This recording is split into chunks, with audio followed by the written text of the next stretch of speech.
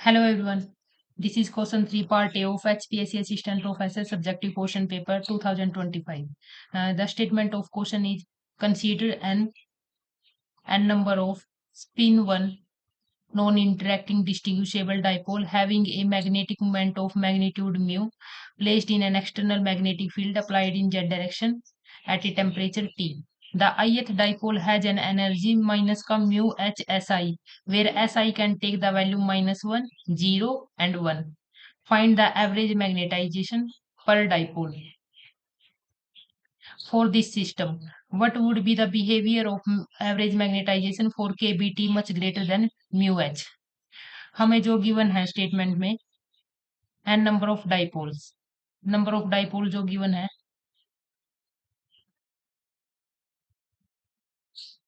n non interacting and distinguishable.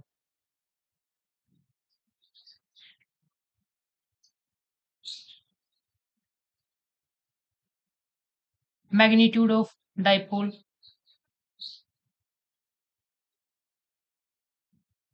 Magnetic moment of magnitude of dipole जो given है dipole mu, external magnetic field जो given है Z direction में given है, और जो एनर्जी है ith डाइपोल की माइनस का mu H S I, where S I can take value +1, 0 and -1. S I +1 का मतलब है जो डाइपोल है, the orientation of dipole is in the direction of magnetic field. हमारा जो मैग्नेटिक फील्ड है वो जेड डायरेक्शन में है. अगर डाइपोल मैग्नेटिक फील्ड के डायरेक्शन में ओरिएंटेड है देन एस की वैल्यू +1 होगी. अगर जो डाइपोल है मैग्नेटिक फील्ड के साथ 90 डिग्री का एंगल बनाता है, there is no component of dipole along the direction of magnetic field, then जो एस की वैल्यू है वो 0 होगी. और जब डाइपोल मैग्नेटिक फील्ड की अपोजिट डायरेक्शन में ओरिएंटेड है देन एस की वैल्यू -1 होगी. तो इसके कोरस्पोंडिंग जो हमारी एनर्जी आएगी वो आएगी माइनस का mu H when S I is equal to +1, 0 and mu H when S I is equal to -1. तो ये एक सिस्टम है डिस्क्रीट एनर्जी लेवल्स का. अब हमें निकालनी है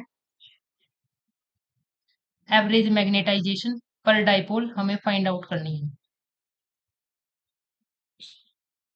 और फिर जो फाइनल रिजल्ट आएगा उसको चेक करना है when K B T is much greater than mu H at high temperature. हमें फाइनल रिजल्ट को चेक करना है. सबसे पहले हम मैग्नेटाइजेशन निकालेंगे by using the formula minus का D F by D T, D F by D H keeping the temperature constant, where F is equal to Helmholtz free energy.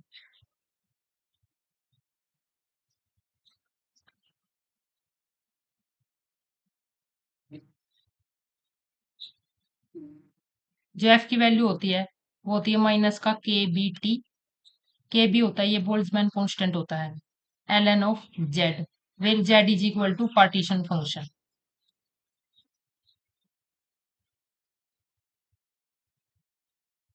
अब सबसे पहले हम पार्टीशन फंक्शन फाइंड आउट करेंगे system का, फिर उसके बाद एफ की वैल्यू निकालेंगे, देन मैग्नेटाइजेशन निकालेंगे, फिर निकालेंगे मैग्नेटाइजेशन पर डाइपोल. सबसे पहले पार्टीशन फंक्शन निकालेंगे. हमारा जो सिस्टम है वो डिस्क्रीट एनर्जी लेवल सेंस की, जब एनर्जी लेवल डिस्क्रीट हो, डिस्क्रीट एनर्जी लेवल्स, और सिस्टम अगर डिस्टिंग्विशेबल है, एन नंबर ऑफ पार्टिकल हैं दैट आर डिस्टिंग्विशेबल, तो जो पार्टीशन फंक्शन होता है सिस्टम का, अगर हम क्यू एन से डिनोट करें, क्यू अगर पार्टीशन फंक्शन है सिस्टम का एन नंबर ऑफ पार्टिकल के लिए, तो वो होगा सिंगल पार्टिकल का जो पार्टीशन फंक्शन आएगा उसकी पावर एन. अगर सिस्टम नंबर ऑफ जो पार्टिकल है वो इनडिस्टिंग्विशेबल है, तो जो पार्टीशन फंक्शन होगा डिस्क्रीट एनर्जी लेवल्स के लिए वो होगा Q1 की पावर n. लेकिन अगर सिस्टम कंटिन्यूअस एनर्जी लेवल्स है सिस्टम की, अगर एनर्जी लेवल्स है वो कंटिन्यूअस है, पार्टिकल्स आर डिस्टिंग्विशेबल।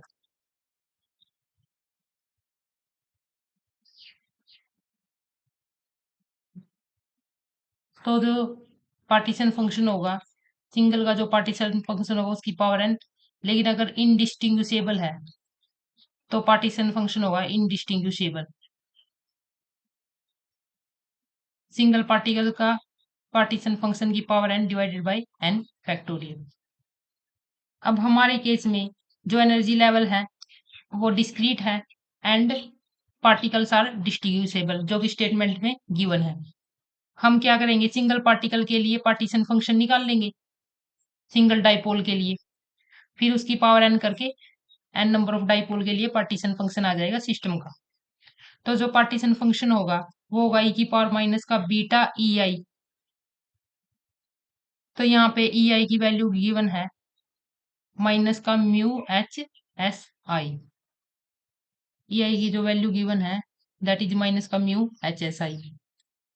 तो यहां से जब हम वैल्यू पुट करते हैं, ई की 3 वैल्यू आई थी, हमने पीछे देखा है, 0 एंड म्यू एच।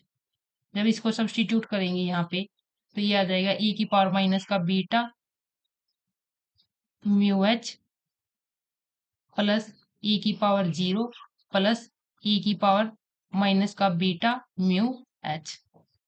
तो यहाँ से Z1 की वैल्यू आ जाएगी, ई की पावर 0 होता है 1 प्लस ई की power beta mu H plus E की पावर माइनस का बीटा म्यू एच। जो पार्टीशन फंक्शन आएगा वो आएगा हमारा सिंगल डाइपोल के लिए 1 प्लस में ई की power beta mu H plus E की power minus beta mu H. अगर इसको 2 से डिवाइड करते हैं, 2 से मल्टीप्लाई करते हैं, तो ये फॉर्मूला आता है कोस हाइपरबोलिक। ई की पावर एक्स प्लस ई की माइनस एक्स डिवाइड बाई 2 होता है कोस हाइपरबोलिक एक्स। तो यहां से आ जाएगा 1 प्लस में 2 cos hyperbolic beta mu H. That is the partition function for single dipole. अब हमें एन नंबर ऑफ पार्टिकल्स के, एन नंबर ऑफ डाइपोल के लिए निकालना है पार्टीशन फंक्शन।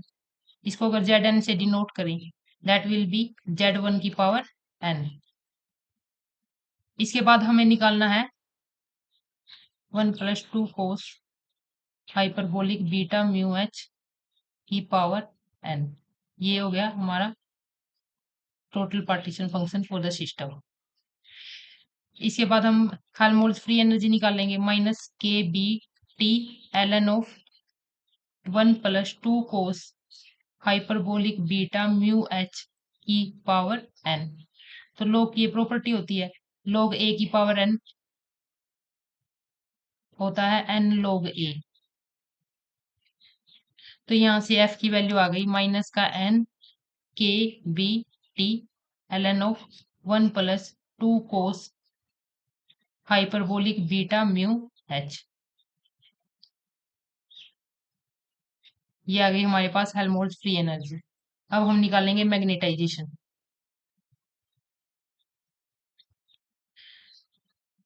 माइनस का D F by D H magnetic field के लिए with respect to derivative find out करेंगे keeping temperature constant. Minus N K B T बाहर आ जाएगा, D by D H of L N of 1 plus 2 cos hyperbolic beta mu H. तो इसका derivative हो जाएगा माइनस का N K B T 1 divided by 2 1 plus 2 cos hyperbolic beta mu H. और कोस का डेरिवेटिव हो जाएगा sign hyperbolic beta mu H. Further इसका डेरिवेटिव होगा बीटा म्यू एच का बीटा म्यू। अब जो बीटा की वैल्यू होती है वो होती है 1 बाई के बी टी। के बी इज बोल्ट्जमैन कांस्टेंट। तो यहाँ से बीटा और ये के बी टी कैंसिल हो जाएगा। तो m की जो वैल्यू आएगी माइनस का n,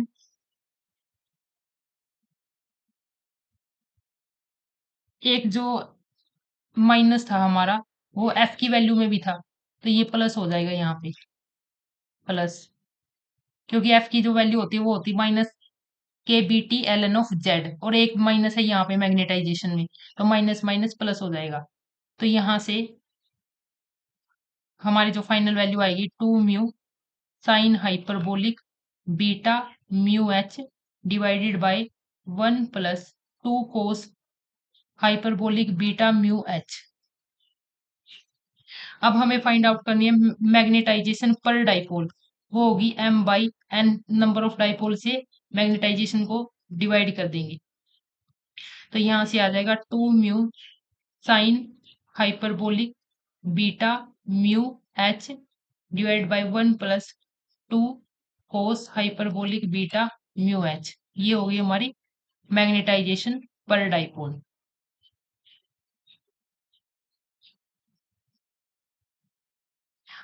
अब हमें फाइंड आउट करना है मैग्नेटाइजेशन पर dipole at high temperature, means K B T much greater than, जब म्यू एच हो तो क्या होगा। अगर K B T much greater than mu H है, this means mu H by K B T much much less than 1 होगा। This implies 2 mu sine hyperbolic beta mu H divided by 1 + 2 cos hyperbolic beta mu H. अगर theta very small हो, theta is very small, जो sine hyperbolic theta होता है, अगर theta much less than 1 है तो वो नियर अबाउट थीटा के होता है। और अगर कोस हाइपरबोलिक थीटा जो होता है that is equal to near about to 1, क्योंकि इसका जो एक्सपेंशन करते हैं वो आएगा कोस हाइपरबोलिक थीटा का 1 + theta square by 2 plus higher power आएगी जो थीटा की जो theta is very less than 1, then theta का स्क्वायर होगा वो और भी ज्यादा कम होगा, इसलिए theta is near cos hyperbolic theta is near about to 1। ये अप्रोक्सीमेशन हम यूज करेंगे, तो हमारी जो मैग्नेटाइजेशन पर डाइपोल होगा that will be equal to 2 mu beta mu H divide by 1 + 2 × 1, 2 mu square beta H divide by 3। Beta की value अगर सब्सटीट्यूट करते हैं 2/3 mu square H divide by K B T, that will be the final answer.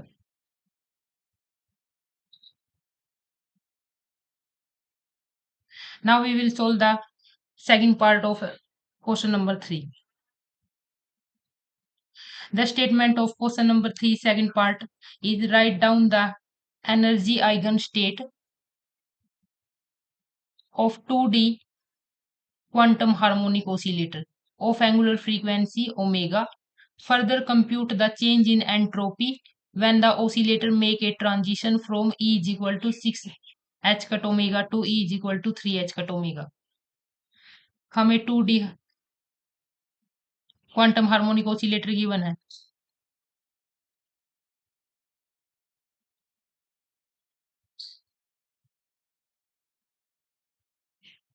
Energy eigen state होती है जो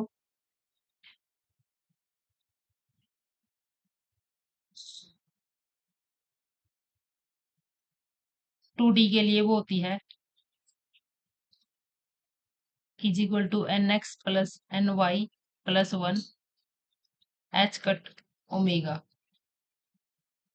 n plus 1 h cut omega, फिर n is equal to nx plus ny। और जो degeneracy होती है for 2D 2 dimensional harmonic oscillator के लिए जो डीजनरेसी होती है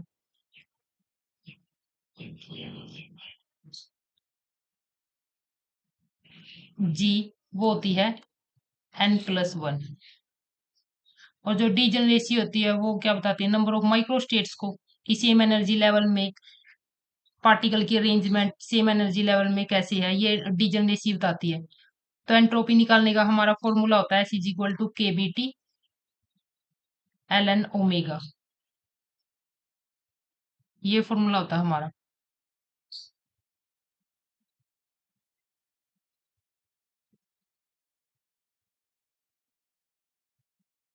सॉरी, के बी टी नहीं, के बी होता है, के B L N omega.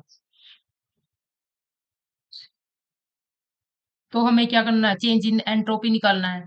When the they when the oscillator make a transition from E is equal to 6 h cut omega to E is equal to 3 h cut omega. जो हमें G1 की value given है, E1 जो हमें given है 6 h cut omega n+1 h cut omega, means जो G1 की value है वो 6 है। E2 जो गिवन है वो गिवन है 3 h cut omega, this means G2 is equal to 3 h cut 3।